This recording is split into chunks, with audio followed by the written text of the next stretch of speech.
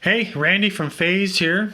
I'm going to play a little bit more of my Duo 38 at the end of this video here, but this video is about how to bias a tube amplifier with just a voltmeter.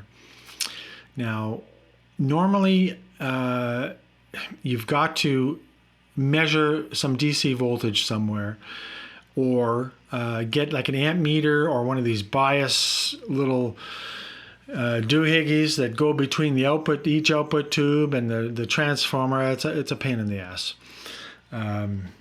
There is an easier way, and I was just biasing a Marshall last week, and it did not have the small resistors that go from the cathode to ground, and that would be normally where you would measure DC voltage, which across a certain resistance will tell you the current. A lot of tube amps do not have the small resistors that go from the cathodes to ground. So how are you able to measure the current?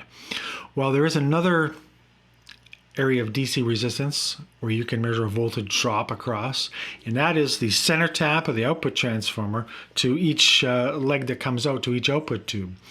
The Marshall I was doing last week had, I think it was like 42 or 43 ohms.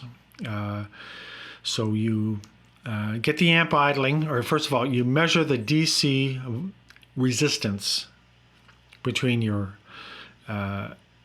B plus node, which is your center tap, your output transformer, and your outside legs there.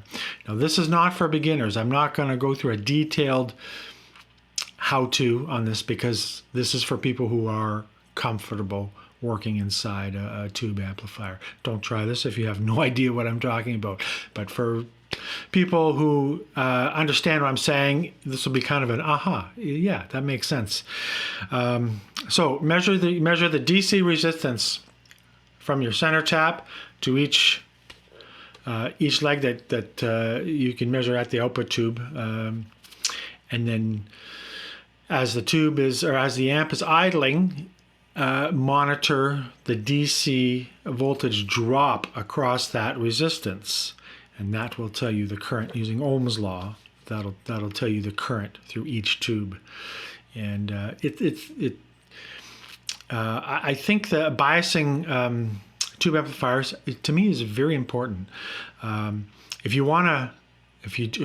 don't want to degrade your output transformer, you got to make sure that your DC is balanced on the upper and lower halves of your, from your center tap out to each side.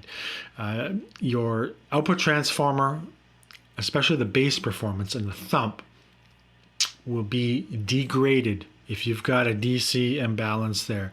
And a lot of times matched tubes don't even offer, I put them in and they're 10 milliamps apart. So my amps, the phase amplifiers, have independent bias controls for each output tube for the upper and lower, and that's where you can balance your DC. A lot of tube amps just have the single pot. I don't know why they do that. Just put two pots in there so you can balance them. Anyway, that's my rant, and I'm going to play a little bit more of this Duo 38. It has a high gain channel. There's a pair of EL34s in there, 38 watts. the L to H, that is your blend. You can blend a little bit of clean into your overdrive sound. And this is a nice amplifier, and it's on my site, so check it out. That's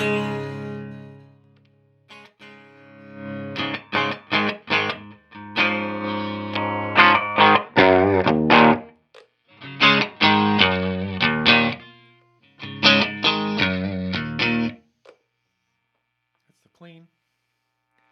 It's a little heavy.